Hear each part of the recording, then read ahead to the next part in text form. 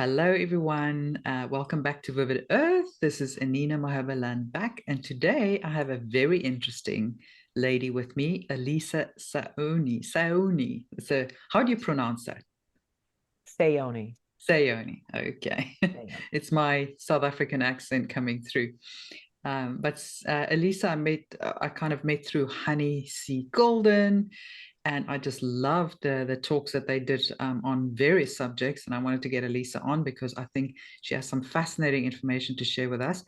She considers herself a warrior from God, a servant of love and unity, a messenger to remind all of what we truly are. Alisa is a humanitarian for the world and beyond, a holder of vast history from the past until present, a walking library of information, one of God's elite to prepare the masses of Earth for 5D, knowledge that doesn't exist in our modern world. And I can attest to that because a lot of the information that I've heard you and Honey discuss was kind of, really next level information. So, Alisa, for those that don't know you, maybe we can just kind of take a step back, just briefly look at your background and how you got into all of this, work that you do today.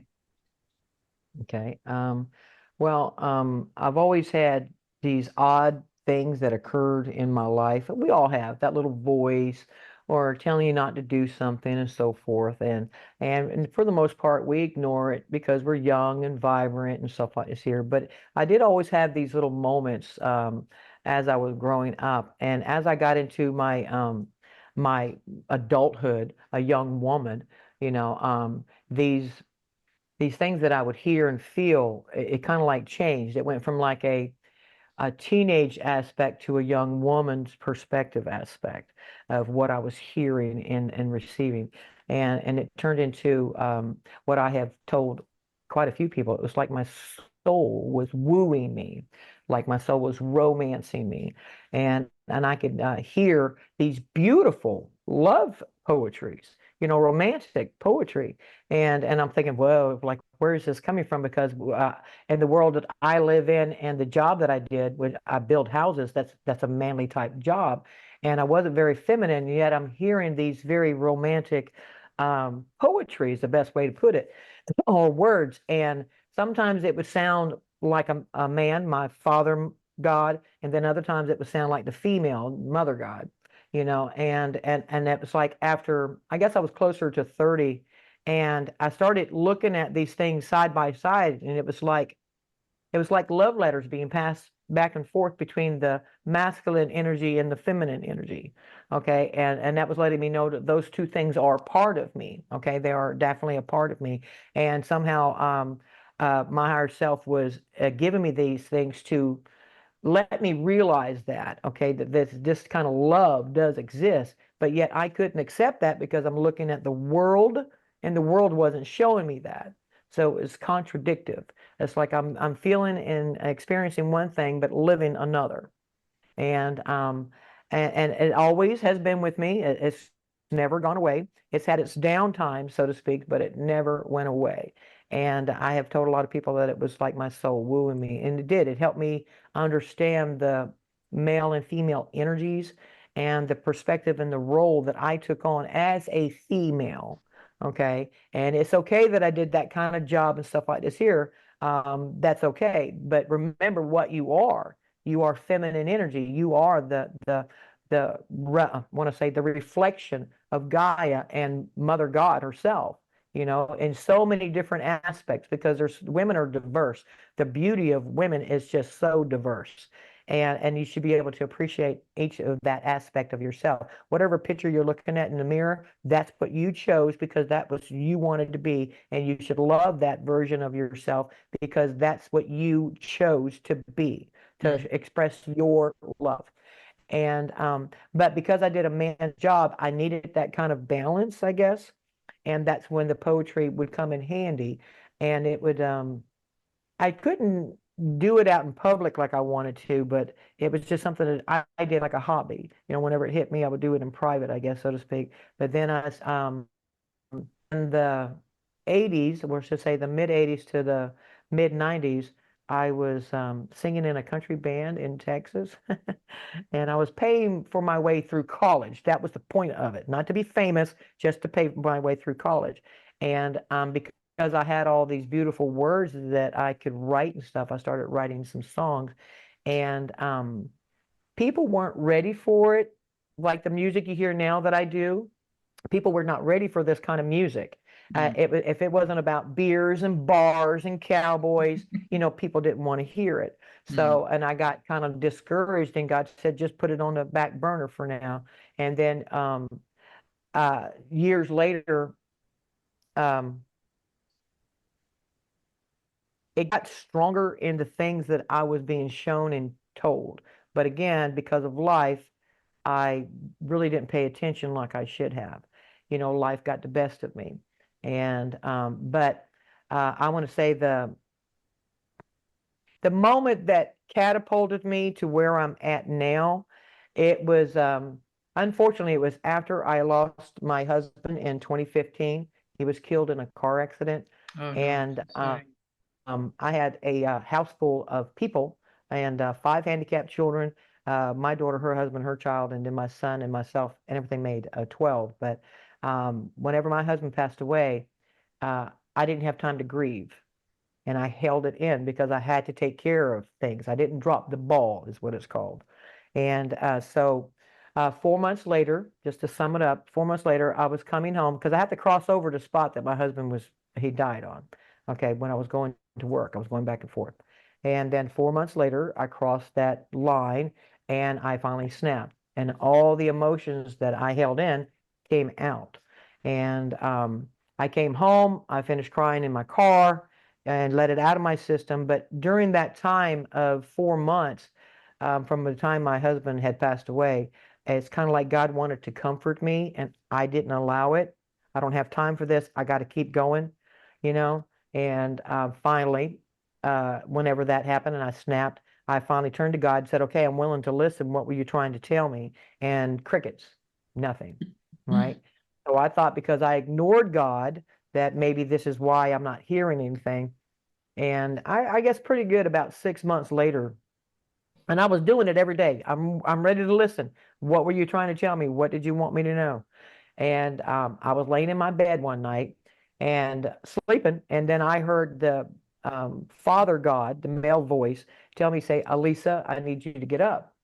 And when I got up, this white light hit me from the top of my head, and it just went slap through me, all the way down through me. I could see it going down through the floorboard into the ground, and I can also see it, amazingly enough, I could see it going to Gaia's core.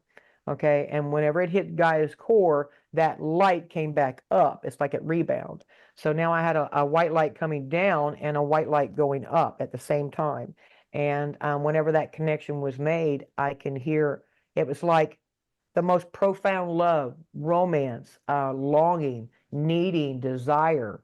That it's like finding that lover that was gone forever or something or other, the lack of not knowing.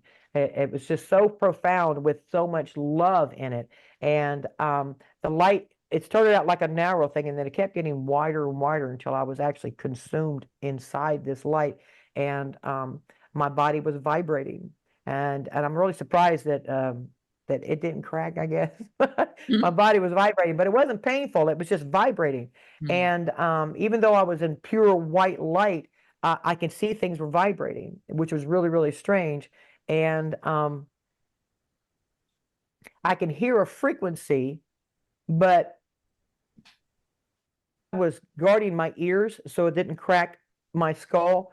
But I can hear this frequency, and in that frequency is all of this conversation going on. Okay, and then it gets to a pinnacle moment, and then it just stops, and then the light starts coming back down narrower, and then I realize that I'm hovering over a giant grid, and I can see that there's 199 other people just like me that are doing the same thing, and we're all over this grid inside the dome. Okay, and I'm looking down at this grid, and what we did was there is insignias that were placed upon the grid, black magic, bad stuff that was placed upon the grid, And what we were doing was we were clearing out the grids and clearing off of all of those insignias. And some of those insignias were pretty deep, like a insignia on top of an insignia on top of an insignia. Okay, and we were clearing all of that out. And then it came back down to where I landed. I know I was taken into physical because I came back, I was still in my body, and I was placed on the floor. And as soon as my feet hit the floor, it was like, what happened to me? I had no idea what this was. And then God had told me that I was a node along with that 199 others like myself. They were all nodes to help bring in this information and to clear the grid out so that the healing process can happen inside the dome. It's kind of like an injection for a sore or a pus pocket. Okay, we were the coming in here to help clear it out, give it a shot to help clear it out, and so it was like a 200-person injection of cleaning and healing. And after that, it was everything started coming to me. It's like I started having more experiences with God and showing me things in the physical and in the astral. Okay, so and as much information that I know that I have gathered, but a lot of it is just given to me by God. Whenever that happened, whenever that light was coming through me down, going back up, I don't know if a lot of the information was left in me or if it was awoken in my DNA. Probably the Okay. latter. Yeah, probably both of them. But it was just such a large amount of information that I have gained.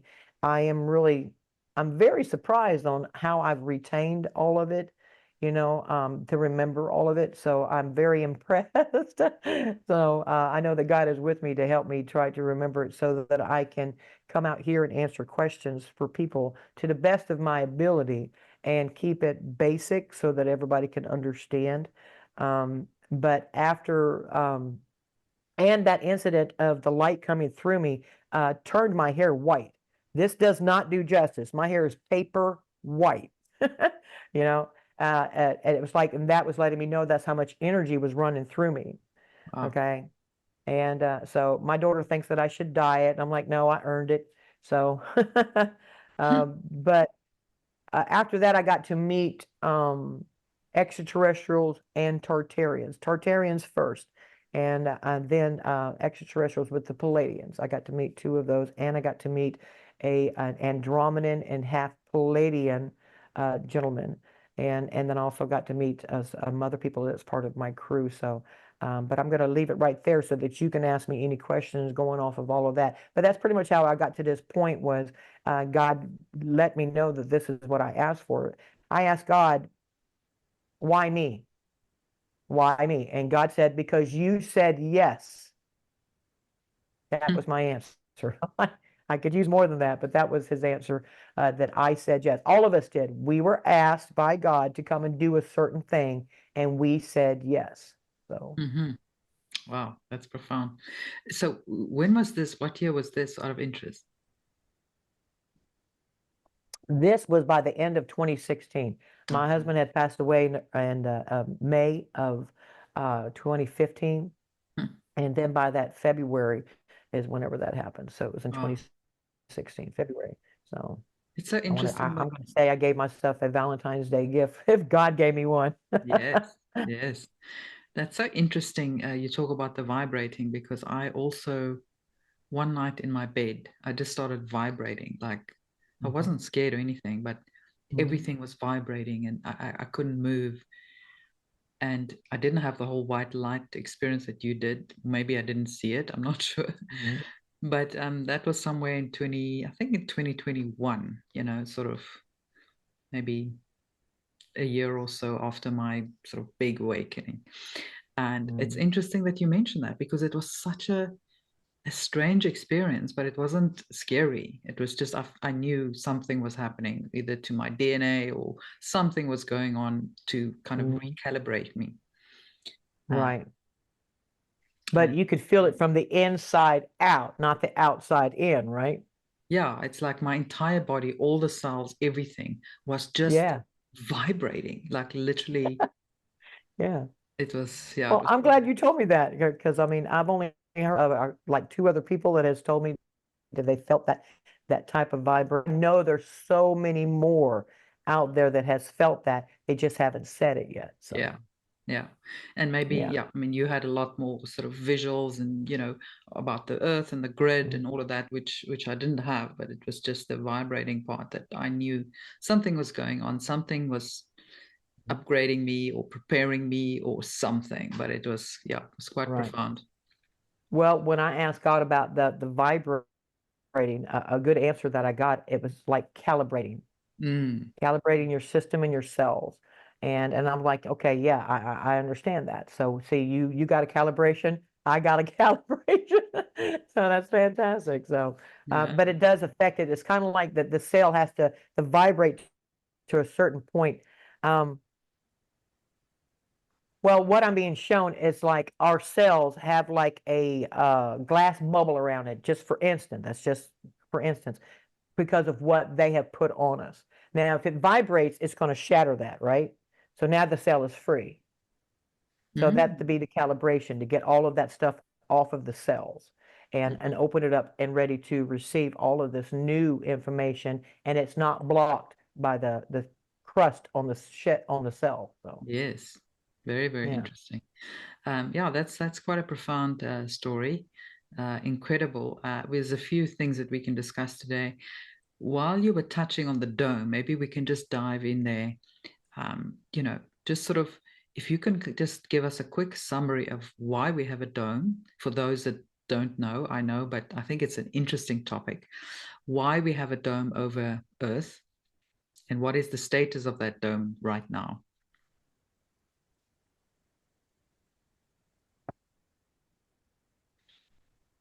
Okay, you locked up on me. Yeah, I think my connection, I just see a little thing coming up. What I was asking is about the dome, since you brought that up. Can you hear me now? Yes, I can hear you now. Yes, I can. Um, well, whenever I had that experience of looking down on the grid, I can see that I was inside of something, okay, that everybody would call the dome, okay, because I was one of the round earthers, and that was like being inside of a dome didn't make sense to me. But then I got to see that we were in type of a dome, and so that confirmed, and I can see that all of the continents are not the way that they're portrayed on our maps. Okay. South Africa, Africa itself is like the largest single continent on its own. And to me, it looks like a giant footprint without the toes at the top. And I mean, it just looks like a giant foot, but it's so much bigger than what they are telling us. Okay. If it had to be like a single continent that is the largest, that would be it, would be Africa. And South America, it looks like it's supposed to go to Africa. That is not true. They do not belong together. They only did that to make us think that the land split and they had a reason for it, like we're expanding. Okay. But South America and North America is smaller than what they are telling us, and Africa is bigger than what they are telling us. And then you got, Europe and Russia and everything else. That's close to about the same size, but Africa is just so much bigger than what they are saying. Africa is like its own world, and it's so diverse, and it has so many different varieties of minerals and rare minerals as well, but gold and silver and diamonds and all this kind of good stuff. They have all of these here, what people would call commodities that they can trade with, and how they're not being used properly. And Africa also has like these three giant aquifers underneath it. Okay, they're like giant water pockets. Okay, and Africa is being denied access to this water. Okay, they want people to do without, and all they have to do is drill to it. It's an aquifer. It's an actual big giant water pocket. And what makes these here water pockets more special is the fact that you know what a geode is? How you can crack that open and see all the beautiful crystals and stuff Oh, inside. yes, yes. Okay, well, they're in these pockets, but what's on the lining of the walls is a lot of coal. And what coal does, it takes out all the impurities of that water. That water is pure, Wow. okay? And there's so much of it. And I mean, it doesn't have to be distilled or anything. This is like purified, good, clean water. And Africa will not allow the people to have access to this. So, Mm. and it's part of, I have a project in Africa, and my part is Oh. in South Africa. But to be able to have somebody drill into these aquifers with the advanced technology that we have coming is going to be able to feed water lines. I mean, you can just bring up one and it'll run for 50 miles. And then if you tap off of that, you can run it another 50 miles. And you can actually use it to bring water to all of these people that don't have water or water for irrigation for their crops. See, Africa looks very dry, Mm-hmm. okay, and the upper parts of it and stuff. But even down, going down towards the bottom of Africa, you do have a lot of places that seems to be dry or lacks of water, Yeah. okay, Lots of and desert. these people again, they're being denied that, and that's all because of greed, and they don't want to do something good for the people. Mm. So, but I do know it's not just the housing project that I'm a part of in South Africa, but it's also the drilling project to be part of getting that water brought to the surface for all of these people. Mm. Okay. And there's so much of it, we don't have to worry about it running out. Okay. But there's three giant pockets underneath Africa that could be used for that purpose. Mm. And the government, the evil bad guys, are the ones that doesn't want to allow that to happen. Yeah. Now, I know that back in the day, there has been different civilizations that were on Africa, that set up like their own type of Stonehenge and stuff like this here. They have Yeah. different places in Africa like that. And these people had access to that water. They knew that water existed. Okay. But as time went on, the bad guys got control of everything. They closed that off to make the people suffer. Yeah. So that's pretty sad, but that is true. Um, let's see, It's also a where good was way I of at? controlling the people, if you can Absolutely. if you can Absolutely. control their Because they food, used to their grow water, you can mounds control them. of all kinds of gardening, I mean, fruits and vegetables and stuff. They used to grow this on a massive scale. Okay. Africa was like the largest one to have all of that different kind of growing crops and stuff at one time because they were close to Egypt and so forth like this here. And that was a major trade route. Okay. But then they didn't do that anymore. They closed it all down and caused the people to do without water and then without crops and almost to the point of desolation on that continent. Hmm. So my heart goes out to Africa. So I'm really Yeah. glad I get to be a part of project taking helping to take care of it. So Yeah. Africa is just so wealthy because of its resources. South Africa alone is one of the richest countries in the world. mhm, We funded the banks, the big banks in the US, and a lot of that gold got stolen in the 80s, in the late 80s. But mhm, yeah, if you look back, it is really something else, and how we just accepted it for so long is, anyway, we will right. not delve into the past. We look forward to the future. But there's Mhm, also a belief that Africa had housed the first human as we know it today. There's a mhm, place called the Cradle of Humankind, and obviously, which I don't know if it's true, but that's certainly interesting. And the Anunnaki had a lot of activity in Africa as well. mhm, They're obviously mhm, mining gold for their own, mhm, you know, planet, or some say it's a spaceship, but whatever it is, they needed that anatomic mhm. gold. But maybe let's quickly dive into, and I want to backtrack a little bit as well. How did you get Okay. involved in the humanitarian projects from where you were to where you are now? And then maybe we can dive into what some of those projects entails. Okay. Um, well, as far as like me getting out here and talking to people about all this kind of good stuff, I want to make sure that I give a shout out to Honey C. Golden because she helped me get my voice out and be able to answer a lot of questions and give people information. So thank you, honey. I love you. She's And amazing. yes, and now my humanitarian projects. Um, Before the pandemic over here in America, well, worldwide, everybody went through it.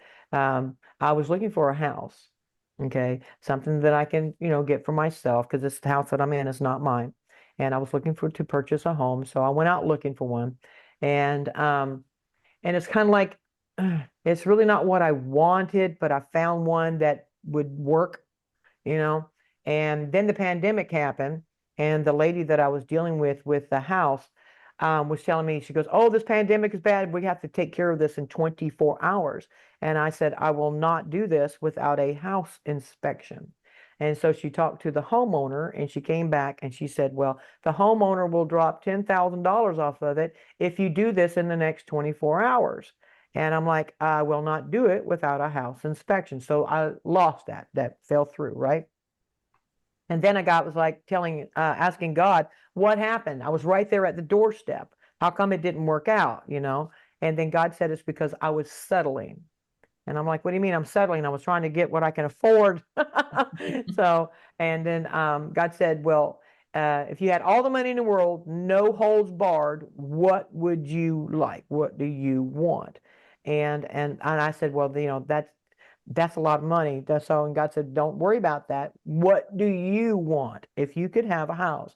And so I built it on my computer, okay, the design and everything that I'd like. And it is a 5,000 square foot glass beach house, okay, and it's got a dome on top of it, so it looks like an observatory, okay, and all of it is glass. The top, all of it is absolutely beautiful, and it's 3 stories because it's sitting up on piers, and then you got the first floor and the second floor, and then you got 2 decks. It goes all the way around, and a cantilever. But I built it on that, and I put it on an island on my program.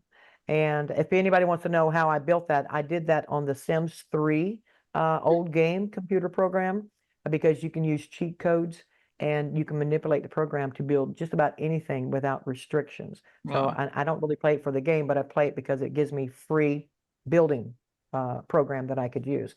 So, and I put it on an island so that I can do it, isolate it from everything else. And this is how I want it done. So then whenever I got it done, you know, I'm telling God, "Well, this is it. This is what I want." I said, "That's going to be $1 billion." And but God said, "So that's what you want?" I said, "Yeah, that's really what I'd like to have, because that's what my heart calls to." And 3 weeks later, I had I had already met my Tartarian friends, and that was Hanai and Kalen.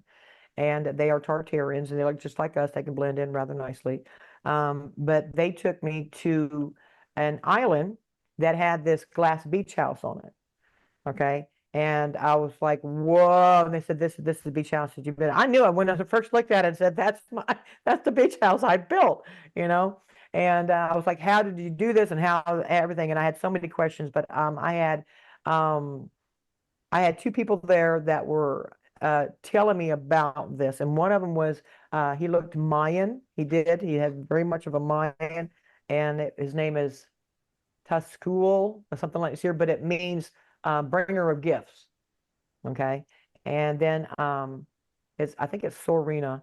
It was She was absolutely beautiful. She had alabaster skin, and she had lavender looking hair and beautiful lavender, well, grayish hair, and then lavender eyes. And she was probably about 7 foot, and he was probably about 8 foot. They were very tall beings.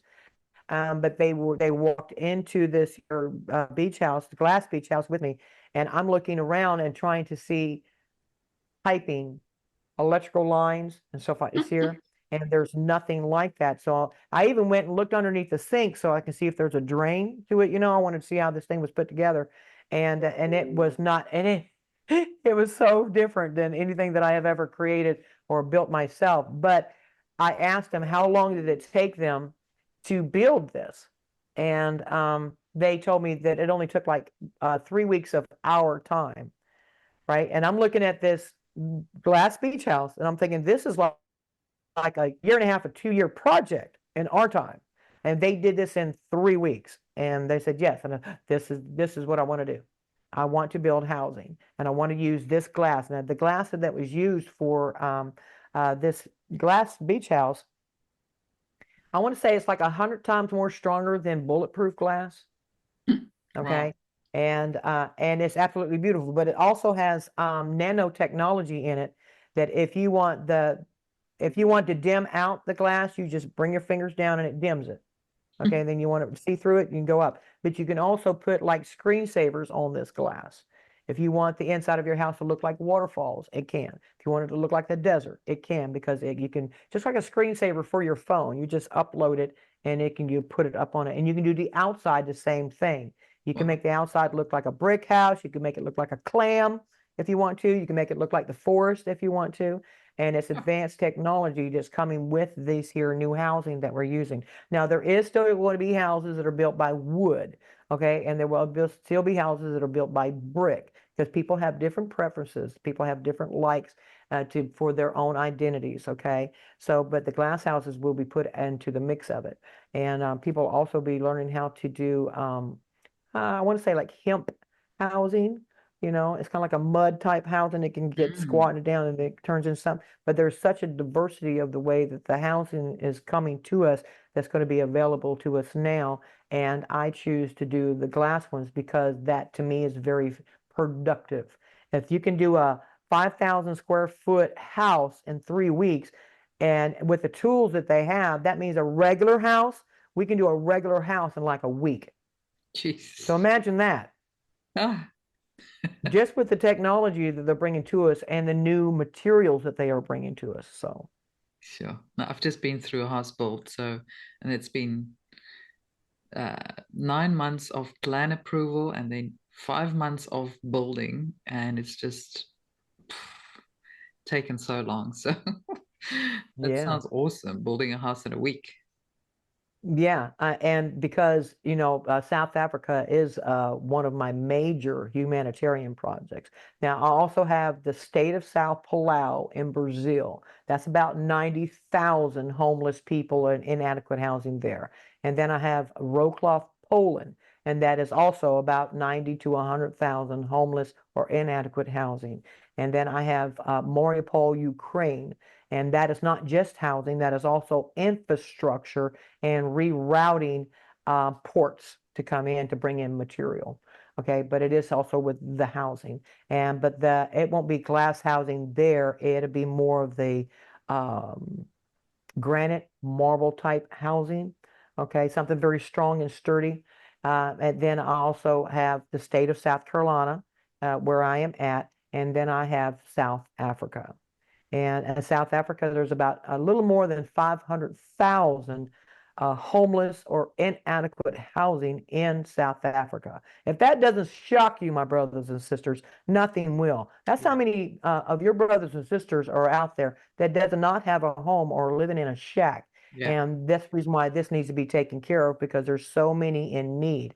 Now, the way that it works for my project, we were doing, it would be called a quick fix first. Now, I had discovered that South Africa has millions of these here ship containers or containers go back on the trucks. They have millions of the things just sitting and they're not even using them. Yeah. Okay. So buy that in bulk, pad them out, add some electricity and some basic stuff, and then you drop them suckers. That's a quick fix. You drop those first, and then you make your round. And as you come back around to build the houses, everything's already set up. But the first thing you want to do is get people into something. Yeah. And then I've also been asked, well, if you use these here ship containers, but that's metal, won't that get hot in the African sun and stuff like this here? Well, my brothers and sisters, they have this wonderful sealant that you can paint or spray on the outside of these containers that will cause it not to get hot at all. It will actually keep it cool on the inside of it. It will insulate it, but it's the type of paint, believe it or not. And Wow. therefore you can refurbish these containers. You can pad them out. I have so many different designs that I have come up with on how to use these. And but the thing is to make that a quick fix and drop them, not just leave them. That's all you get. No, that's just a quick fix to get them taken care of, and then go back and start building these beautiful type of housing, whether it be a subdivision. It's kind of like the way that I have it set up. And each section is, think about a big circle that has houses on the outside of it all the way around, and then a couple more on the inside, but then you have a community center in the center. And that's where you would go get all of your marketing things. If you want to buy vegetables, stuff like this here, craft, like a flea market kind of Yeah. ordeal, but it's a more sophisticated kind of flea market. But it's to help people to come and get food, and they don't have to pay for it. Okay, this person might grow corn, this person might grow tomatoes or whatever, but they bring what they have there and they share it with the Mm. community. Okay, and it's free.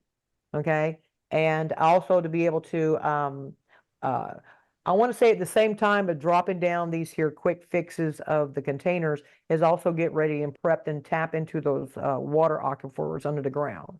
And that way you're bringing it up. You're going to get the ground moist where it's going to be ready to bring in seedings. It's going to help for gardening, grass, stuff like this here. It will not be dry and barren no more looking in certain areas because we have the technology to put grass in the desert, so to speak, grass and Mm. water in the desert.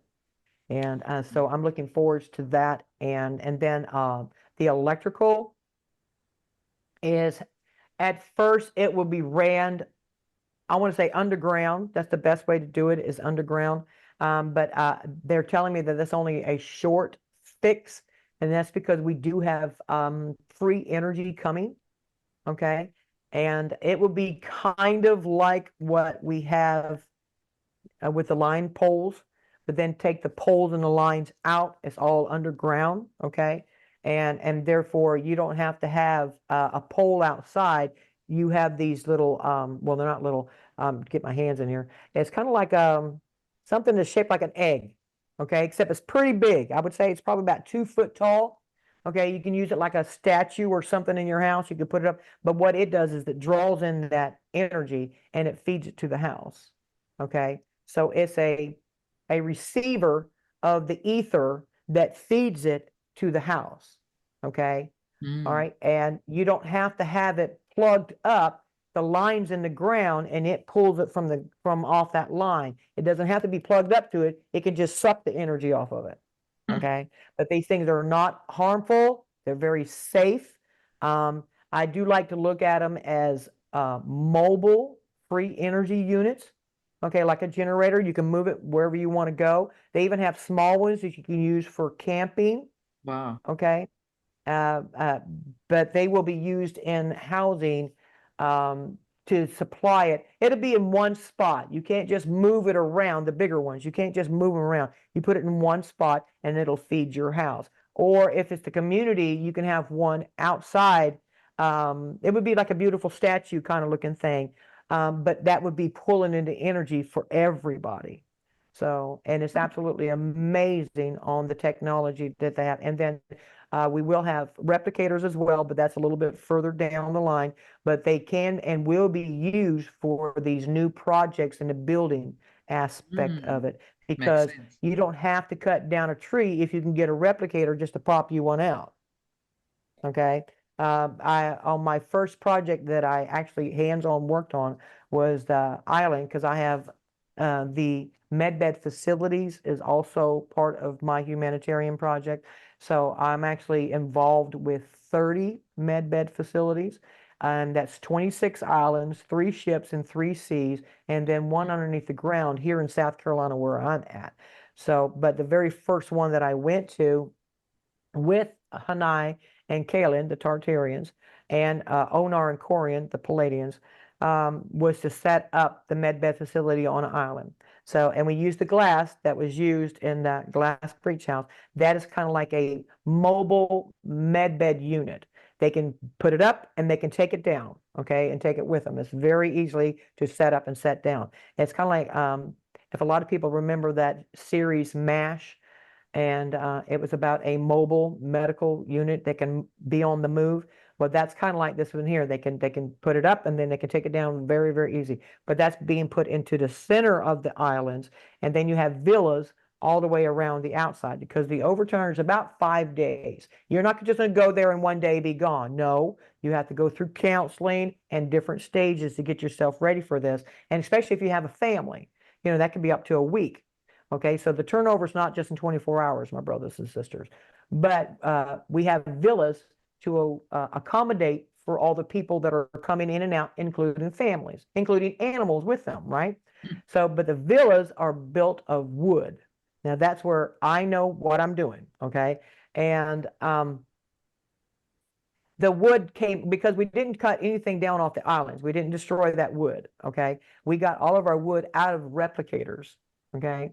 Now, whenever we got the supply that we needed out of these replicators, I'm just going to give you a for instance on some of the technology. Whenever you put two boards together like that, you have to put screws or nails in it to hold it, right? Well, they have this little device that you can put on that little corner right there, and it turns it into one piece of wood. Wow. It's just one piece. There's no screws or anything needed. No nails or anything needed like that. And they also have the same kind of technology for glass, like the glass beach house that my glass beach house.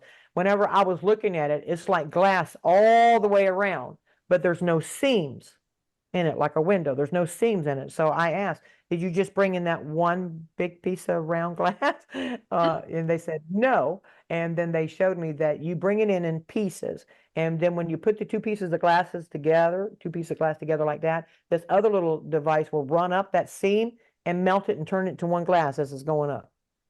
Wow. So that's why there's no seam. So now you got pieces of puzzles that you can put together and then use that, and now it just looks like a whole piece and never. That I find that very, very cool. So that we can have that beauty of being able to see the whole view with no seams in it. No more pane. drilling and hammering and noise and That's right.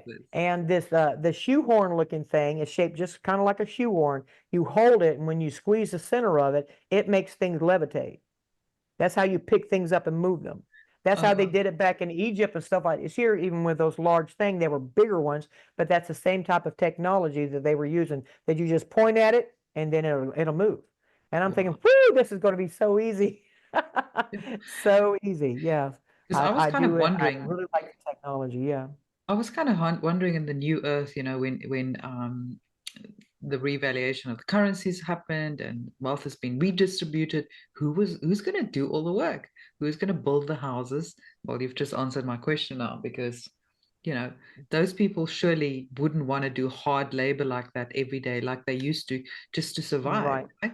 I mean, they also deserve something better. Well, I know the Tartarians are going to be a big part in this. They're going to be like our middle guys. They're going to be our escorts. They're going to be helpful to be our wealth managers when the currency reset happens. They're going to be our mentors. They're going to be our lawyers. They're going to be our architects, engineers, scientists, drillers, landscapers. Okay, they're going to help us with all of this to keep us from getting too involved with the negative guys, more with the currency reset. They want to make sure that we're taken care of and that things are being helpful. And they also help us, my brothers and sisters, with any kind of paperwork or legal work that you have concerning your home, your land, your property, or anything like this here. Because whenever you go forward, some people want to either sell their property, or they're going to leave it, or they want to donate it for a humanitarian project. So you would need a type of lawyer that's going to help you do that. So they are volunteering to do that as well, so that we can cross T's and dot I's on all of that. So I'm very, very excited for that. And well, I have so many questions now, because obviously the Tartarians are kind of in 5D, isn't they? They kind of exist in that 5D. So how are we going to be able to? No, they're not in 5D. They're at the top of 4D. Okay. And each from 4D to 5D, there's 7 levels. Okay. And we should have already been at 4.7. Okay. And they took that away from us. But we're at 4.1, and the Tartarians are at 4.7. And they're going to help us get to that 4.7 so that we can go right into 5D. Okay. 5D is not going to happen until the dome comes down. Okay. That's when that 5D is in full blown. But by the time we get to 4.7, we should have already been in the Jetson stage, if everybody knows what that means. We should have flying cars and all of this technology. We should have had that close to 1,000 years ago, and they denied us that. So that's why we're here, to help everybody get ready to make this quantum leap, this quantum jump from 4.1 to 4.7 going into 5D. So, and we're going to use technology to help us do that. So, and even the technology that they're bringing in for us to use, that's still like at the bottom of this technology. There's even more above that. So they're So going to what start sort us out with simple things. yeah. So So what sort of timeline are we looking at? I know it's impossible, many people don't like to discuss timelines because it's dependent on certain events, but if you could put like an approximate sort of timeline to this, because it sounds like there's a lot that needs to happen before. yes, there is a lot that's already happening, and it's kind of like we're catching up to it. And as far as the currency reset goes, I do think that that is something that should be ready to go by the end of the year because all the cards are in place, so to speak. We're just pretty much waiting on them to give us the currency rate for Iraq.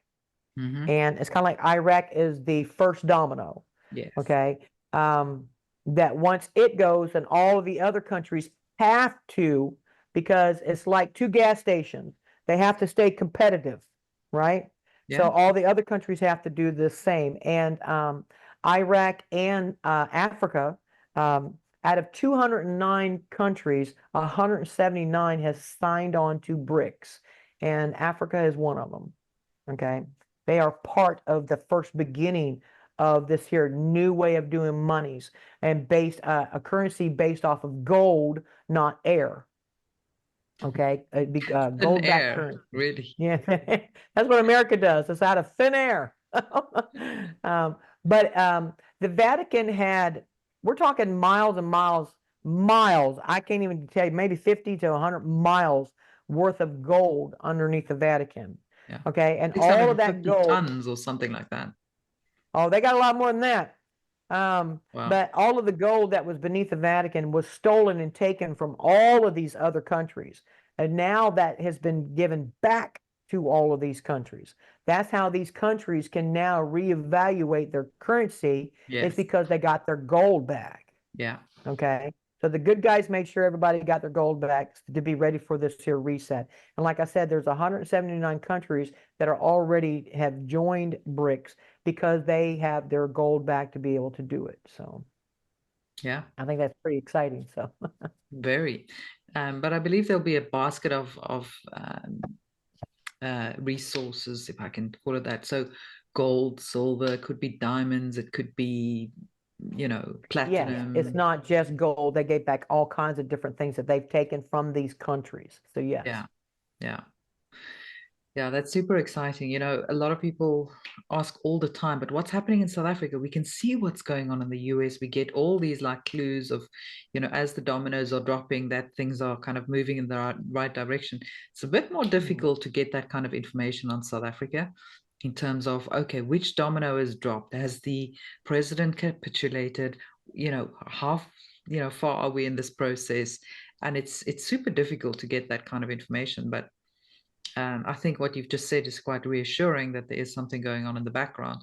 I mean, we are part of BRICS as a country, and then Right. Zimbabwe and many of the other countries will join shortly as well. Egypt and probably most of Africa. Mhm. But Well, still, as far as I know, all of Africa has joined BRICS. Okay. I don't think And that's official yet. Probably not official, but we do have the BRICS summit coming up this month, so I'm sure there will be some good, big good. announcements. Good. Well, I do know that because everybody's waiting for Iraq to say the value of its currency, and that way then everybody else can pop up and say, well, this is the value of mine. This is the value of mine. That's kind of like the moment that people are waiting for is to hear that, and then everybody else can say what theirs is. They already know what they have for their monies, but they're waiting for Iraq to say theirs first, and then everybody's going to start saying theirs pretty much at the same time. Because once it goes active, you can't stop it. It's either you're going to get on the ride and make money and help people, or you're going to get thrown off the ride if you don't have these here resources set up. And I don't know that they have been doing this. It started back in they started tinkering with BRICS back in about 2002, and it's taken this long, 22 years, to get to the point where everybody's finally getting on board. So, and it is happening, my brothers and sisters. This is very, very real, and it is going to happen. Now, when do I think this is going to happen? I think that the currency reset will be happening by the end of the year, okay, along with the American November 5th I don't really want to use that word Yeah, because we people all have been know what's getting happening upset on with that that. day, or Yeah. supposed to happen. And Whether it's going to happen or not, who knows? But I do know that Trump has already said in several speeches that the second generation and third generation and fourth generation of these here med beds will be out by next year. Okay. And those will be mechanical. They will be mechanical. They will cost money.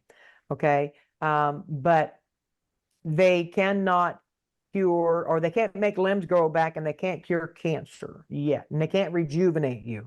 Now, the fourth generation will be able to help more people with cancer, but the main reason of why the mechanical med beds are coming out is to get people used to that it's real. Yeah, This is possible, and it can help. And it is still a belief factor. If you believe that it will work, then it will work. If you believe it don't, then it won't. yeah. But it is made by man who is out to make money. That's why I call them mechanical. Okay, now the quantum med beds are quantum. They are holographic. They are not mechanical. You will not find no rivets or screws or seams in these things. They are totally quantum made. And then they can be produced out of a replicator. Okay, and they are their own power source. Okay, but the mechanical ones, if you choose to use them, please go with a good, loving heart and bless what you're doing. Your monies, bless it.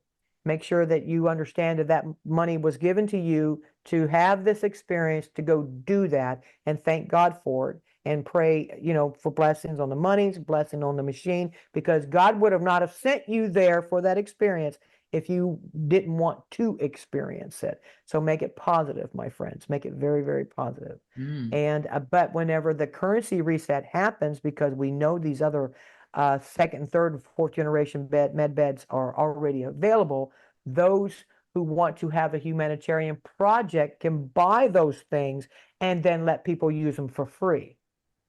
You Mm. see? So therefore, that would cause the people who are trying to make money off of them collapse, where we're doing it for humanitarian and we're letting people use it for free. But it still will be appointment based. It's not like you could just run in and use it. It still will be appointment based, even though it's free. And of Yeah. course, you will always, to accept the ones that's got more severe things wrong with them. So therefore, you would need like people that help you assess these people, set this up, a crew, in other words, that can help you set this up. So, but that's what God says. I'm going to use what they're doing against them. Okay, because they're going to charge money. Well, we can buy a whole bunch of them and not charge money. You see? So that's going to make them mad. I don't care. I don't care. But Yeah. these things really do exist. And I'm really, really glad that my brothers and sisters are starting to see and experience the new technologies that's going to be coming towards us. So, Very exciting. Now, for people mhm. that have that are still interested in getting involved in humanitarian projects where they haven't, they may have not bought any foreign currency or anything for that matter. Is there still time for them to get involved in humanitarian projects? Would it all be based on redemption centers in terms of the currency that they're going to be trading in for, it's going to be revalued? Or in your mind, how does Yeah. that happen? Well, that's a really good question. Okay. You do not have to have currency to be part of a humanitarian project. If you know people who are going to do a humanitarian project and you're interested in what they're doing, then ask them if you can be on their list. Okay. But when the currency reset happens and you do have currency, you can do the ZIM. The ZIM is specifically for humanitarian projects. Okay, the first basket, to the best of my knowledge, will be the Iraqi dinar, the Bolivar, the Venezuelan, the Indonesian dong, and then oh my goodness, ZIM, Yeah, Zim, uh, dinar. and the rupee, the Indonesia rupee, will be part of the first That's a basket. Vietnamese dong. Or Rupai. Some people call it Rupai. Yeah. But yeah, all those other currencies, anything other than the ZIM, you get to put that money in your pocket. You can do whatever you want to with it. Now, if you want to donate some of that money, that's fantastic. But if you have ZIM and you don't have a project, they will show you a list of projects that you can be a part of or donate to. Okay, but if you have your own project, then go in with the idea of what you want your project to be. And after you get taken care of your currency, if you have a humanitarian project, another appointment will be set up for you so that you can speak to a crew that's going to help you make that happen. Okay. And it doesn't have to be no massive paragraphs and stuff like this here. Just get a good idea of what you would like to do in a humanitarian project. And if that project already exists, then you can be a part of it or donate to it. Now, if you do not want to do a humanitarian project and you have Zim, then you can get the money that goes with the Zim and you can put it in your pocket and walk away. Okay. There's nobody going to judge you over that. But all I can say is just use it for good. Don't use it for bad. Because once this happens, all eyes will be on us on what we're doing with this money. And if you abuse it, then guess what? You will lose it. Yeah. I've also heard that 10% of the Zim bonds are for you to use, and the rest of that bond will have to go towards humanitarian project. So you can either be involved in that or they can donate that. Do you think that rings true for you? Well, I think a lot of people want to donate because I've spoken to so many. They want to donate, but they want to go and have some fun, live their life and experience and travel and do things that they never got to do. Yeah. You know, so I totally understand that. And if that's what you want to do, don't feel bad about it. It's okay. We love you. We know that you're having fun. That makes us happy. You know, but if you want to donate to projects, please do that. That's very helpful for those who are working on the humanitarian projects.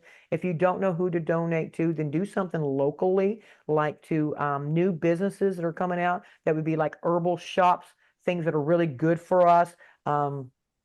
Just like just different things. In clothing, hemp clothing. That's another thing that you can invest into that people would be interested in. And just all of these more good natural kind of things, you can make these shops. Invest into those businesses if you don't know what to do with the humanitarian money. Okay. So. Excellent. Very exciting.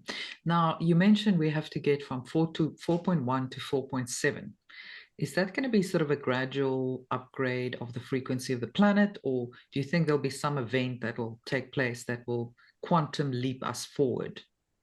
I think that when the currency reset happens, that's going to be our quantum leap because everything is going to come so fast. So many projects are going to be on play. So many people are going to be doing so many things, and it's going to start flowing in such a very, very fast way. And let's just say that 51% of us are going to do projects, right? And 49 is not. But the 49 think that 51% is crazy. Okay. Now, once we start doing all of these projects and showing it, all these people are going to come a running. Now they're going to believe. Now they want to be a part of it. But they still have to do the same work that we did.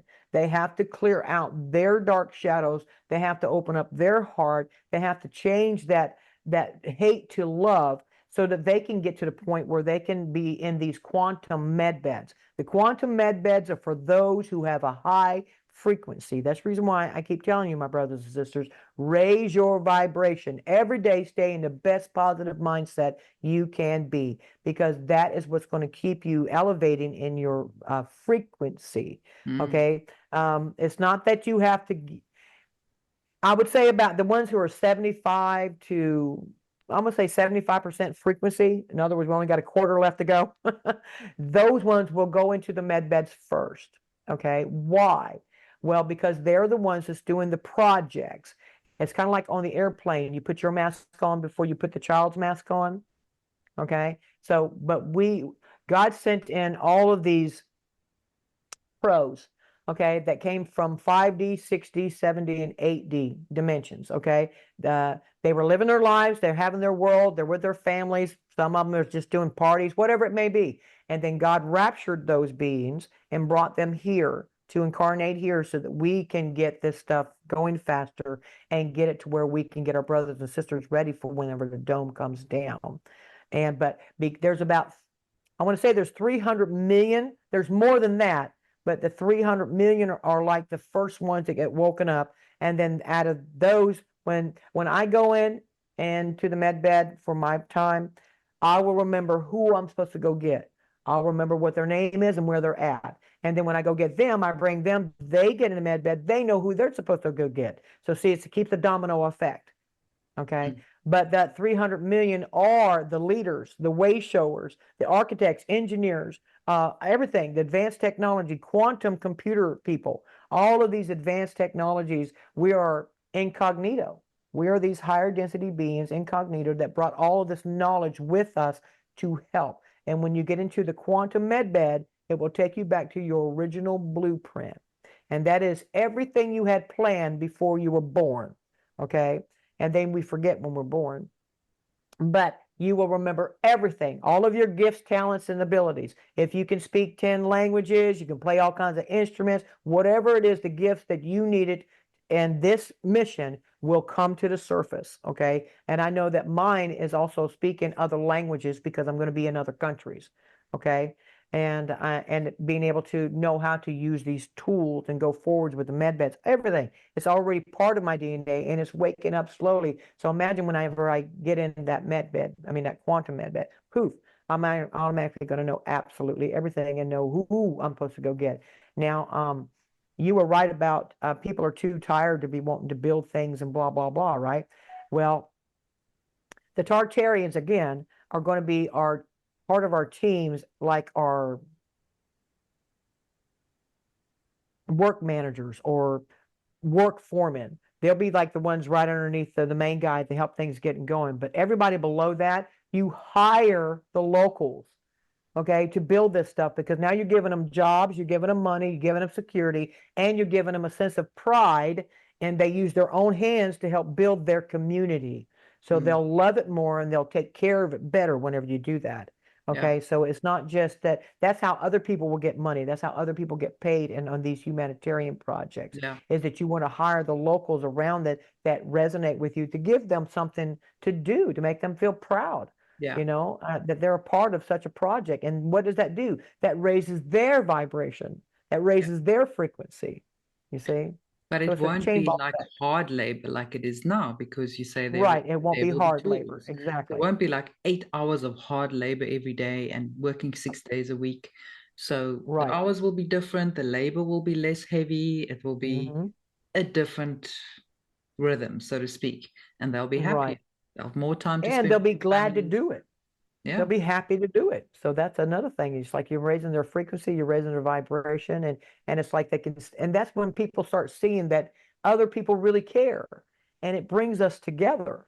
And I think that is fantastic. So I do. Yeah, and they'll earn more money as well, so they don't have to work two jobs to just feed their families, and there will So be see, no if more you're going to be poverty. paying people for a job, you're going to need people that's going to help you take care of that business on how it's supposed to run. And that's where the Tartarians are going to come in handy. They're going to help make sure that you succeed in your business or in your project. Okay? So they're crossing T's and dotting I's to make sure that we succeed. Very exciting. So much to look forward to, isn't it? Yeah, it is. Yeah, it is. So you also look at 2025 as a big year of restitution. I do think that 2025 is going to be a big year because that also adds up to a 9. Okay. And that is the pinnacle of, if you can get an entire year, 2025, that is 9, and that is a catapult and a pivotal moment for the earth, or should I say Gaia. Okay. It's a celebration because you have broken through that final thing and everything's going to start flowing faster. That's what I'm saying. Next year is going to blow our minds, my brothers and sisters.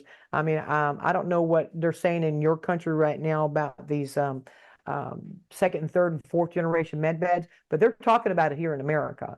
Trump's already mentioned it as well. And he's also said that electricity, our bills, let's say it's $200 a month. Well, now it will be $100 a month. He's cutting it in half. And then he says by the end of 2025, it will be practically nothing. So what would cause it to go to nothing? Free energy. Electricity. That's right. Free energy. Yeah. So I'm looking forward to it. Yeah. And also we can say goodbye to all this electromagnetic poisoning, these electromagnetic soups that we live in, like toxic electromagnetic frequency, and then the cell towers, the 5G, all of that will go. We're just going to feel so much better. Absolutely, because I mean, we're thinking about, these little mobile things I was telling you about, the free energy. Well, that's what the pyramids were. They were bringing in this energy for everybody. Yeah. Okay. And it wasn't just over there in Egypt, it was all over the world. They had these types of pyramid things. And that was what they were using to bring in the energy to help give all of that free energy. Yeah. So now they can do it. We don't need something as big as a pyramid anymore. We can use something that's like those towers or those big egg-looking things that'll bring it in for us, because it's a lot more advanced now. But they are going to turn, well, they have turned on some of these here pyramids, but they will turn on those pyramids. They will turn them back on. So, and that's going to be phenomenal. That's going to be amazing. It's going to be amazing. Yeah. Because then you don't just do a community, you can do an entire state, Yeah. So I think that's awesome. Cool. Awesome. Last question, I just wanted to ask you, do you believe there'll be a quantum phone as well and quantum computer for everyone that's on projects and eventually everyone? Yes, absolutely. I I went to Tartaria. I got to see a lot of things over in Tartaria, and I did notice that people had it's kind of like a band that whenever you hit your wrist, it'll wrap around your wrist. All you have to do is tap it, and it'll wrap around your wrist. This I can remember they used to have something like that at the fairgrounds back whenever I was younger. But it's kind of like that, and it's your phone, and it's also a little holographic phone. Okay, and you can communicate to anybody anywhere. It doesn't matter where. It means anywhere. And it does, you can put it like this here, and it'll have a little hologram. It'll pop up on it. Okay, so you can see your mom or your husband. You can see them, and I think that's really, really cool too. I do know that will probably be coming to us around 2026.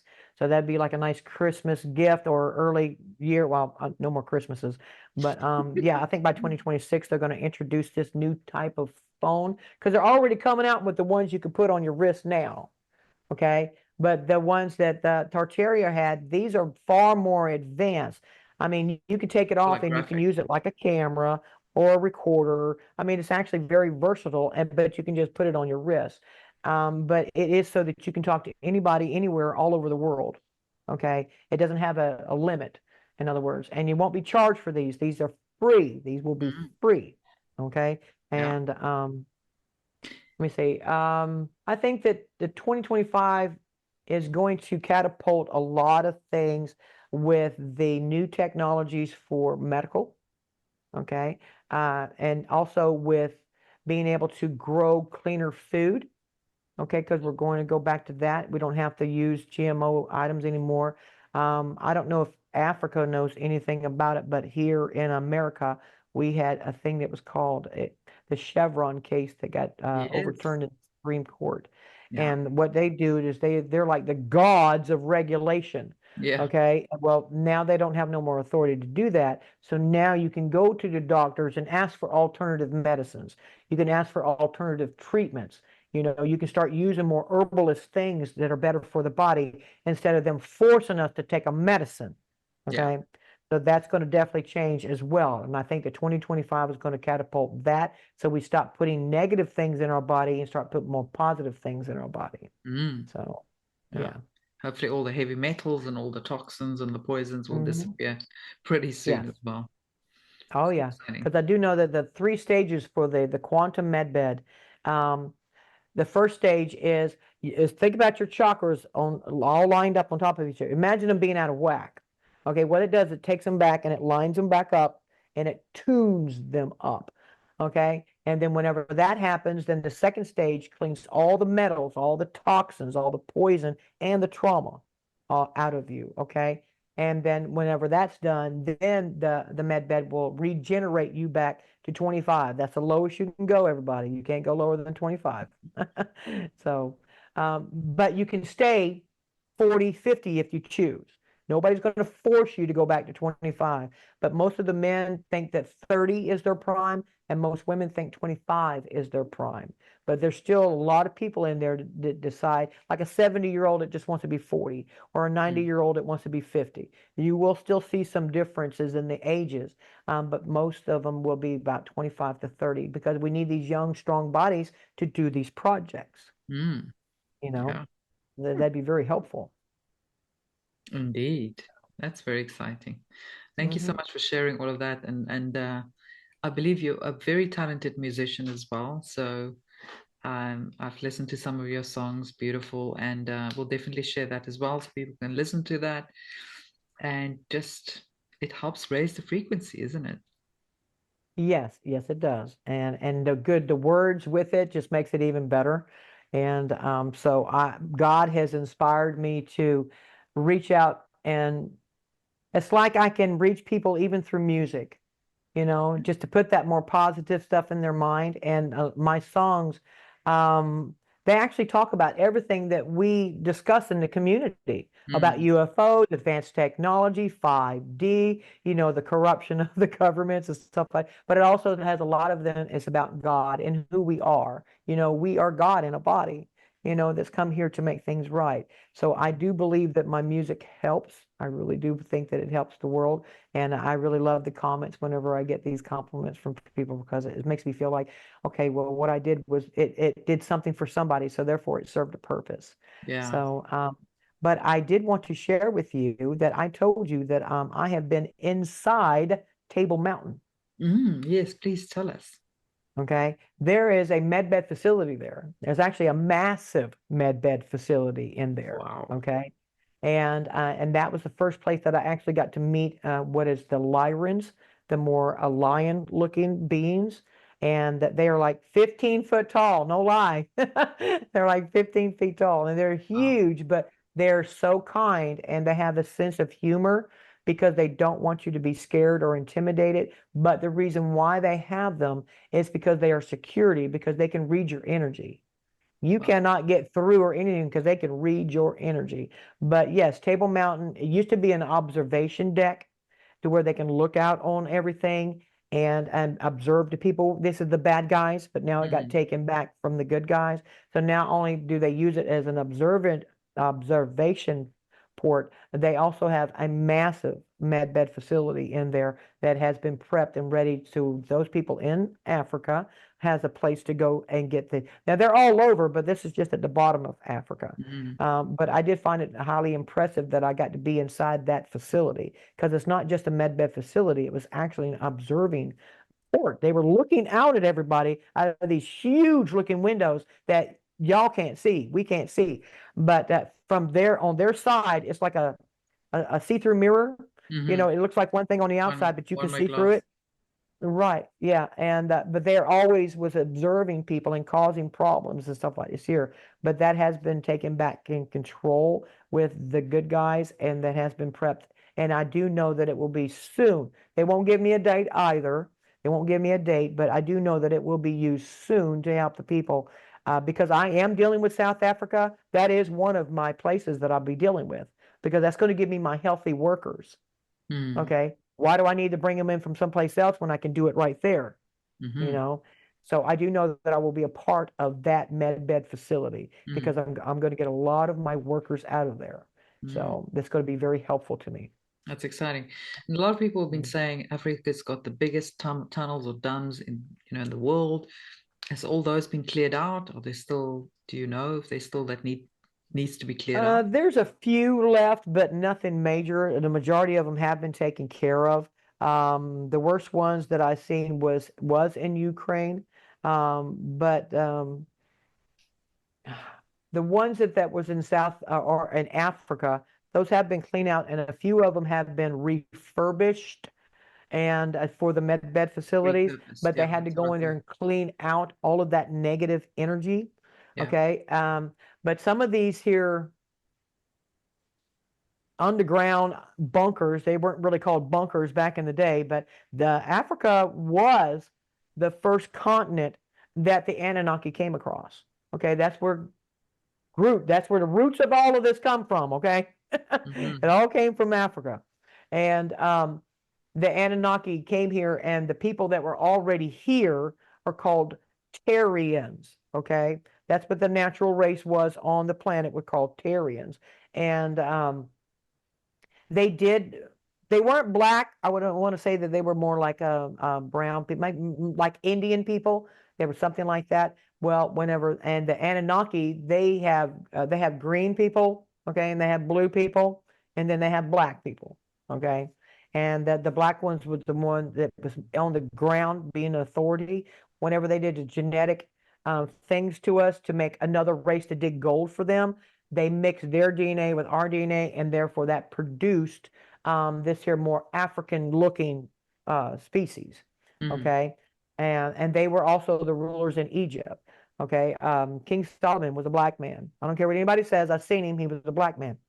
And Egypt, it was ran and ruled by these very sophisticated black race. Okay, but they even started being mean to the real ones, the Tarians, because they thought that they had Anunnaki in their system that made them better than the true Africans. Okay, and that just caused things to go worse. But Africa has so many different interesting stories to it because that's where it all started, and that's pretty much where it's ending. Okay, because it was started there, the Anunnaki, as well, the good Anunnaki has stopped it there. Okay, which is a very fascinating story too. I don't know if everybody's heard of Enlil and Enki. Yes. Okay. All right. Well, Enlil is the bad one, and Enki is the good one. Okay. Enlil is the one that took and genetically modified the Tarians to make the half Anunnaki, half Tarians. Okay. And then whenever they rebelled, the Tartarians is now what they're called. Not Tarians, now they're Tartarians. Okay. Now they rebelled against the Anunnaki. Okay. And then the war started, and then Enlil said, no, he got tired of them, so he caused the flood that we're familiar with. He wanted to wipe out all that he created because it rebelled against him. Okay? And then the survivors out of that are what we have now. Okay, all the generations of it later. But Enlil has been, he had a universal bounty on him. Okay, and he had bounty hunters all over in the galaxy looking for him. Okay, this was the big time, got to get him, got to find him. And he ended up hiding back on Gaia. And Enki came here, and they actually faced one another, and they had a war. They had a fight, just them two. They were doing it what's called old school. It's kind of like a traditional battle in Anunnaki. You don't use weapons, it's kinetic force. They want to see who's the strongest, right? So Enki did fight with Enlil, and the only way that he could kill him is to break his neck. Okay? And he did do that. And not only did he break his neck, but he decapitated him. So he decapitated him. And therefore that was defeated. So now all of this here that Enlil, now that was just back in 2022. Did that happen? Oh, really?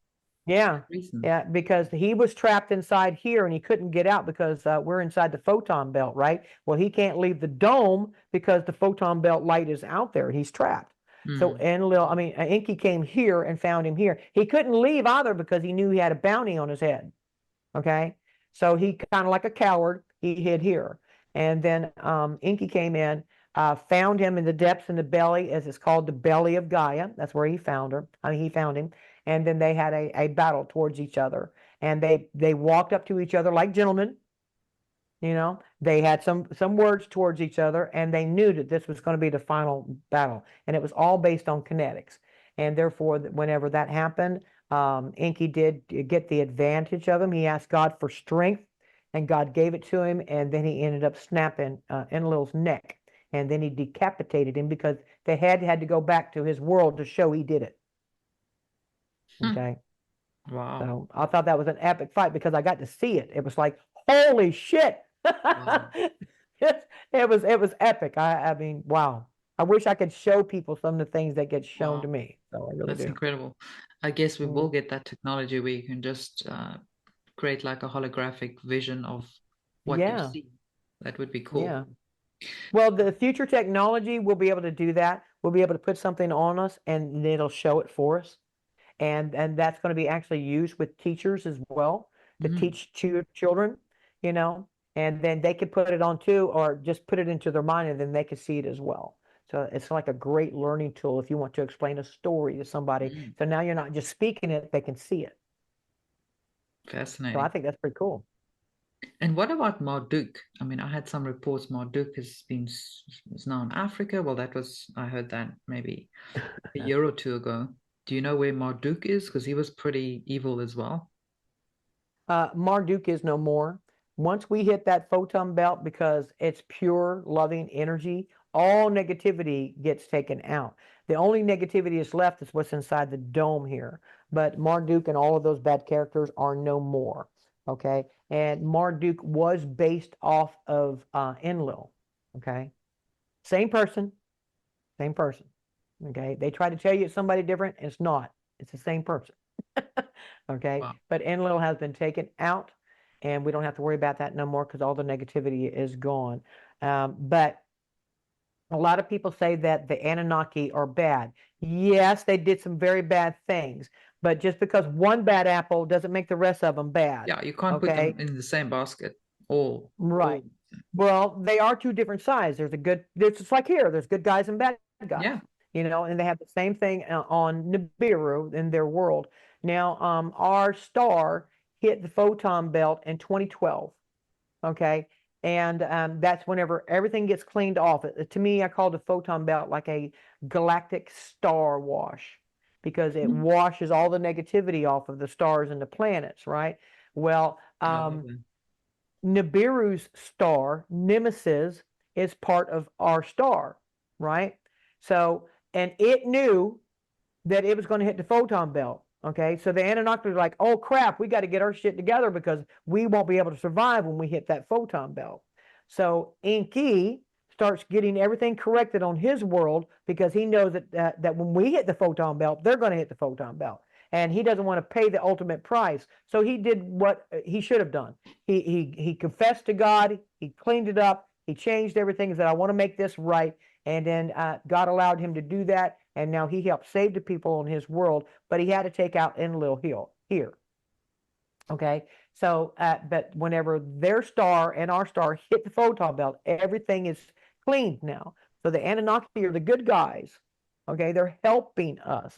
Enki is helping us. He made sure that his world was ready to hit that photon belt. He confessed all, my brothers and sisters, on how wrong that he took part in all of this stuff. But God gave him a chance to set it right, and he did. Yeah, there's so much confusion around that. So I'm glad you set the record straight because I still hear a lot of people saying, oh, all the Anunnaki are bad. And you just can't say that. Firstly, Right. yeah, I mean, it's not even, anyway, it's much more complex than that. You can't just say blanket statement, they're all bad. It doesn't really work like that. Exactly. You can't say all humans are bad. Yeah, it's just like because it there is are here. some good ones out there. So, and the same thing, but now their world has come on board in a positive way, and they also helped in the battle before we hit the photon belt. All of their warriors and their ships and everything else was fighting in a Star Wars kind of thing up there to help our star get across the line of the photon belt. So they have done their part, and they have taken. They lost a lot of people too because they did come into battle with these major bad guys. Okay, and but we won. That's the whole point, is that we got into the photon belt, everything's good, and now things can only get better. It's just that us inside this dome is the last thing that needs to be taken care of. Now, everything underground has been taken care of, all the bad things and stuff like this here. Now, we as the people are responsible for what's on the surface. Okay, we can't expect somebody to come in here and just do it for us. We did this, now we got to clean it up. And we need to do it by coming together and doing it. So yeah. Absolutely. Unity is the only way. And, it might take some shock event for certain people to finally want to unite, but unite we will. Exactly. Because that's the whole plan, It's kind of like, well, I had somebody say, well, what about when we get over here and we got all this stuff going and we think everything is good, and then those people are just left over there. I said, oh no, you get the lifeboats. We're going back. We're going back for our brothers and sisters. That's the whole point, is to get as many as our brothers and sisters back and take them home. That is our mission. Now, there is bad guys. There's a lot of bad guys out there. I'm calling them minions. Now, they tell us there's 8 billion of us. That's a lie, my brothers and sisters. Only about 5 billion of us. They tell us it's 8 billion because they want us to think lack, not enough. Okay. But there's about 5 billion of us, and about 1 billion out of that, less than 1 billion of that, is all the bad guys that are left.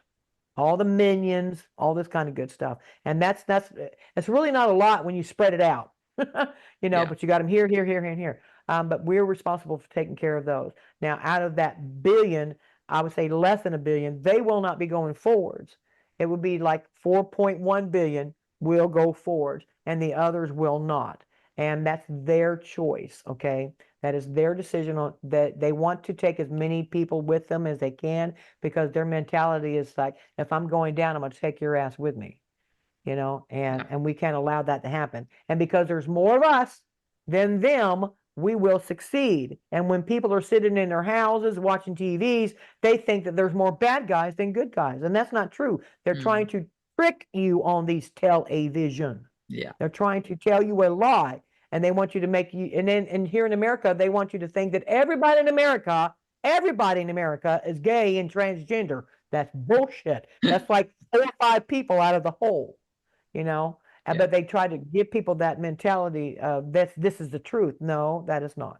There's Yeah. more of us than there is them. Yeah. So, Yeah. Absolutely. What about the NPCs? Where would the NPCs fit into that the calculation? NPCs are like part of the program. Okay. Some of them are clones. Even the clones, God is going to be taking back the clones. I was very, very impressed with this because I had asked God, you know, well, what about the clones? And he said, well, I'm taking that back. And I said, well, how are you going to do that? And God says, they're being, well, to make a long story short, a lot of us, we have family, brothers, sisters, aunts, uncles, nieces, nephews, all kinds of friends and stuff that we don't even realize that has been murdered and replaced with a clone. Okay. And why would they do that? So they can keep stress and havoc on the playing field.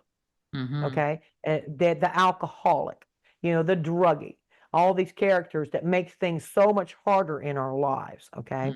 They were purposely put there, and therefore our friends and family were murdered, right? Well, God's taken that back. And whenever the frequency keeps rising, they have chips in their head. Okay. All the clones do because they're programmable, kind of like. And the frequency will get so high that that chip will just fizz out. It won't work no more. And God said, at that moment, I'm putting the souls back in those bodies with a Wow. vengeance. Okay, they're going to come back with so much knowledge. Okay, and I said, well, but they're clones. And God says, well, I'm God. You know, so it doesn't matter. God's taking it back, and He's going to put those souls back in the bodies with the knowledge that they need to help us with this. So even those He's bringing home, and that just Wow. touched my heart. He's not forgetting about anybody. You know, but the reptilians, the grays, and all that kind of good stuff, or the hybrids, those will not go because you can't change what they are. It's like you can't change an alligator. Can you make a pet out of an alligator? Sure, but one day it's going to bite you. Yeah. You know, you can't Exactly. change what it is. A leopard can So, never change its spots, they say. right, exactly. And that's the role that they chose, and they refuse to believe in God. They refuse to, and then they are a piece of God, except their soul is such a speck of light, you know, that it doesn't control them. They don't even listen to it. Okay. But they will go off onto another world that will be a 3D or 4D world that will live out what they portray it to be. You know, whether it's a zombie apocalypse, you know, the worst case scenario, Hillary is president. So, Ah. and Honey says that, you know, that Hillary's going back to be a rock, and I just love it when Yes, she said that. I love it. I'll be kicking I that love rock down the road. it. But they will go to the world if they want to. Now, the really severe guys, we're talking about the big dogs that's caused a lot of the problems. The Greys, the top Anunnakis, the Dracos are some of the worst ones, and the reptilians. Those characters will be shot into the sun. Some of them will go to a galactic council, but the major ones will get shot back into the sun and recycled from nothing and have to start all over again. So, and that is considered the ultimate punishment. Instead of you continuing on your path, you got to go right back to the very beginning. And Yeah. you didn't learn, so now I'm going to make you start all the way over. You know, Yeah. because God loves all His creations, and He wants to give all His creations a chance to realize the love and come to the love on their own. So, Hmm. Incredible. That's really, really awesome information. Thank you Mhm. so much, Alisa. That is really awesome. Where can people find you? You can find me on YouTube, Alisa Saoni on YouTube, and I definitely I have some good interviews over there, my brothers and sisters. I do, but I definitely want to promote the music that I put out because I do know it's very helpful for the heart, mind, and body. Mm, Okay, and when everybody says that, if you want to manifest things, we need to repeat it. We need to speak it. yeah. We need to make it happen. Okay. These songs help you to repeat it, speak it, and you get used to that, and you're putting out that good vibe and frequency into the ether for everybody. You're locked No, up it's on me just like, again. well, I think my connection's a bit spotty, but it's just like the bad guys were There you go. pre-programming us with their lyrics. Now we're doing the You're opposite. still breaking up on me. Yeah, I'm freezing a bit. Can you hear me now? Can Yes, you? I can see you and I can hear you. Yeah. Yeah, I think they're trying to interrupt that, but that's okay. We're getting our message out there. And so by all means, my brothers and sisters, please come over and enjoy the music. There's so many different varieties. There's country, rock, female rock, R&B, pop. There's so many different things. It's not just Mm, one particular genre because God wants me to be able to reach so many different people, mm, and many different people like different kinds of music. So, yeah. and Anina, I appreciate you inviting me to come and do this today because I do have a big place in my heart for Africa and South Mm. Africa. I was so And excited when I heard you had a project there. So, oh, yeah. yes, absolutely. That means we'll get to meet in person one day, and I'm looking forward to that. I Yeah. really loved Boulder Beach. That was so cool. And I Yeah. got to go to Butterfly World before they changed its name. Mm. Okay. And I fell in love with that place. I'm like, all these beautiful butterflies and stuff like this here. And they all just came to me. That was so weird. I had them landing on my hand. I know it wasn't just me, but I felt special because these butterflies were landing on me. And I was just like, that Wow. is so cool. That is so Mm. cool. Wow. Yeah. You didn't go to World of Birds, did you? No, no, I didn't go to World. I did go to Elsie's Peak, so if you know where that's at. So Say and again? Elsie's Elsie's Peak. Oh, okay. Yes, yes, yes. Elsie's Peak. Yeah, it's just like a lookout point, Yeah. but it was still absolutely beautiful. And I did enjoy Point of Nestor beach over there because I got to go over there and I met, and there's another people that I'm going to be working with over there. Y'all call them coloreds. Yeah. Okay. They're like Indian, but there's a lot of fishermen type of They're like people. the Khoisan, And the original people of our, yeah, especially and they Southern said that they Africa. were called colored people. And I said, that's kind of odd, Mm. but they are. But I actually got to have seafood cooked on the beach by these people, and I Awesome. absolutely loved it. I really, really Mm. did. It was wonderful.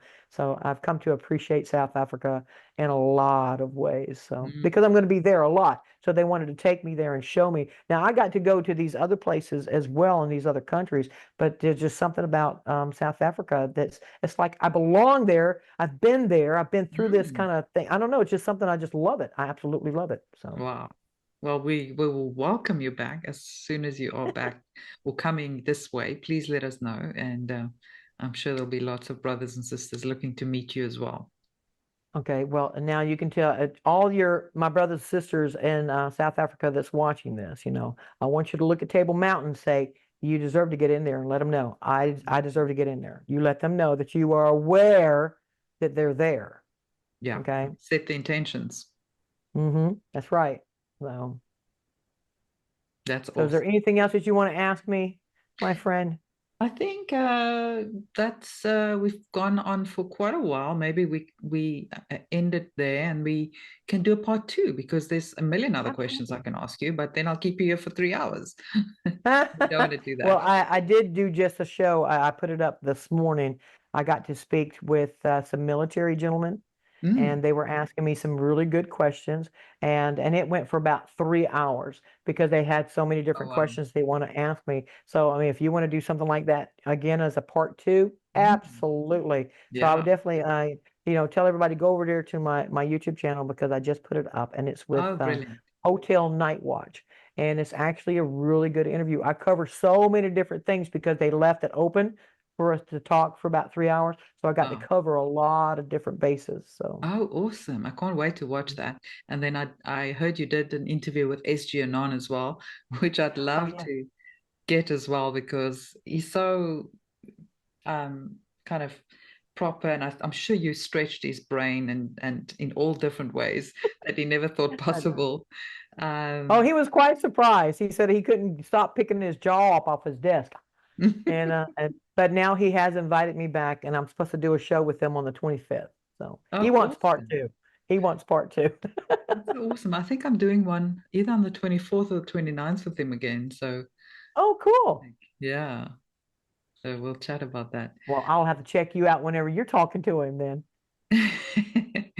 Yeah, and it's always good to get his view on Intel, and he always backs it up with all the research, which, for the doubters, they really like that. Like all the Mhm. details are right there. He does such a good job. So, Well, yeah. I told him that I appreciate all the information he puts out there because to me, he's like the butler in the movie Clue. Mhm. He's helping us understand why Biden is in the Oval Office with a candlestick and a reptilian.